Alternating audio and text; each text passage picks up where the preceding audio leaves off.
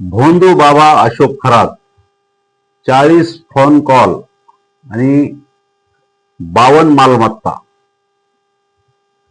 जवळपास 1,500 कोटीची मालमत्ता कमवल्याला बोगस कमवणारा भोंदू बाबा म्हणजेच अशोक खरात. तर याचं नेमकं एवढा मोठा होण्याचं कारण काय? तर फक्त एका सापामुळं. आणि हे सापाचं काय गुपित आहे आपण या व्हिडिओमध्ये बघणार आहोत. मी ॲडव्होकेट बापूसाहेब जाधव, मुंबई 24 तास या चॅनलमध्ये आपले सहज स्वागत करत आहे. मित्रांनो, अशोक खरात आणि त्याचा जो ऑफिस बॉय आहे, तसेच जे काही महाराष्ट्रातील दिग्गज नेते अधिकारी यांच्याशी संगनमत करून अशोक खरात यांनी जवळपास 1,500 कोटीची मालमत्ता कमवण्याचा धक्कादायक खुलासा पोलीस महासंचालकाकडून आल्याचं सूत्राच्या माहितीनुसार कळत आहे. मित्रांनो, नेमका ह्या सापाचा काय प्रकार आहे आणि सापामुळं नेमका अशोक खरात 1,500 कोटीचा मालक कसा झाला, तर आपण या व्हिडिओमध्ये बघूया. मित्रांनो, जवळपास पाथर्डी, नाशिक, अहिल्यानगर आणि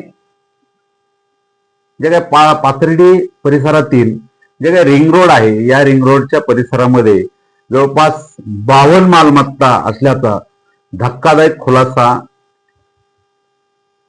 चौकशी दरम्यान आलेला आहे. तर नेमकं आणि सगळ्या प्रॉपर्ट्या ह्या अधिकारी नेते यांच्या नावावर आहेत आणि सामायिक मालकी असल्याचं आता तरी कळत आहे.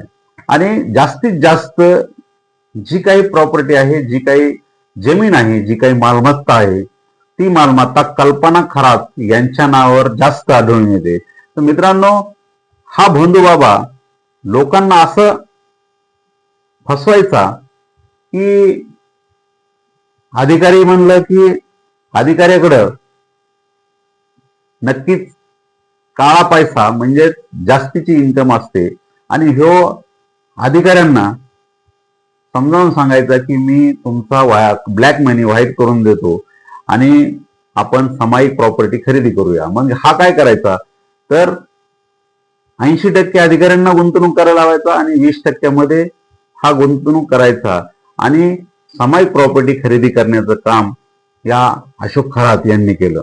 तर मित्रांनो, नेमकं नीरज जाधव हा जो त्याचा ऑफिस बॉय होता, त्यांनी आपण सांगतो की आपण सीसीटीव्ही कॅमेऱ्यासमोर त्यांनी हे कृत्य केलं. एवढ्या महिलांचा वापर केला, तर तसं नाहीये मित्रांनो.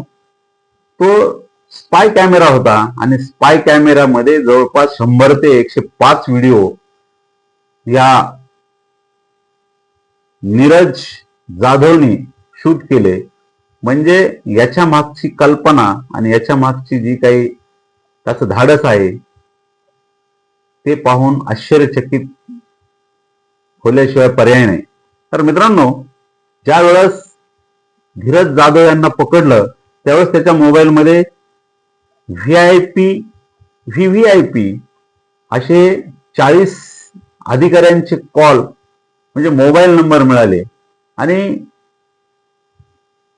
तर मी तुम्हाला आत्ताच म्हणलं की नेमका सापाचा काय प्रकार आहे. तर साप, नाशिक म्हटलं की नागबळी आणि नागबळीचा प्रकार त्या भागामध्ये देवदेवतांमुळं चांगला चालतो आणि या भोंदू बाबाने नेमका त्याचाच आसरा घेतला आणि त्याचा एवढा उपयोग केला की कल्पनेच्या बाहेर त्याने याचा उपयोग केला. तर मित्रांनो, ज्यावेळेस संध्याकाळ व्हायची त्यावेळेस हो भोंदू बाबा ध्यानाला बसायचा आणि ध्यानाला बसल्याच्या नंतर सर्प म्हणजे सापाची पूजा करायचा. आणि हे त्याचे जे भक्तगण आहेत ते भक्तगण बाजूला बसलेले असायचे आणि सापाची पूजा म्हटलं की मृत्यू आणि जीवन याच्याशी मिळतं जुळतं आहे. म्हणून सर्प पूजा म्हणजेच नागबळी नाशिक या तीर्थक्षेत्राक्षणी जास्त चालतं आणि याचा पुरेपूर फायदा घेतला.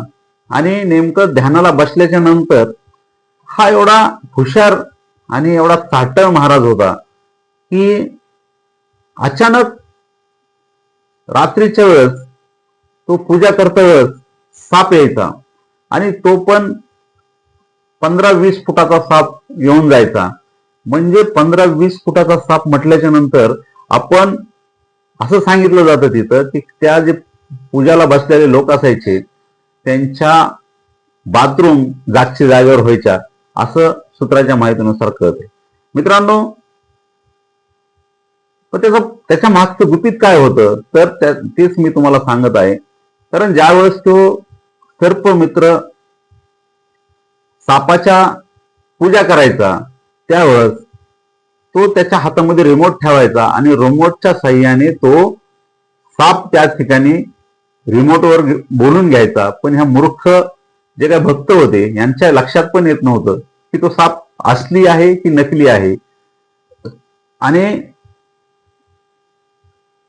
तो साप त्या ठिकाणी रिमोटवर असा डुलत डुलत यायचा आणि तो गायब व्हायचा किंवा रिमोटच्या साह्याने तो परत जायचा.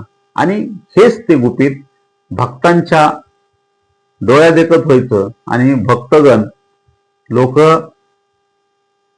चर्चा करू लागले आणि चर्चा करायचे आणि यातूनच त्यांनी 1000, 1500, 2000 असं 1500च्या वरती त्याची जी काही प्रॉपर्टी आहे ती कमवण्याचं काम या भोंदूबाबा अशोक खरात यांनी केलं आहे.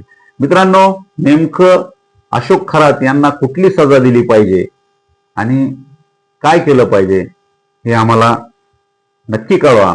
आणि आमचे असेच वेगवेगळे व्हिडिओ पाहण्यासाठी आमच्या चॅनलला आत्ताच लाईक करा, शेअर करा, कमेंट करा आणि सबस्क्राईब करायला विसरू नका. जय हिंद, जय महाराष्ट्र, जय शिवराय.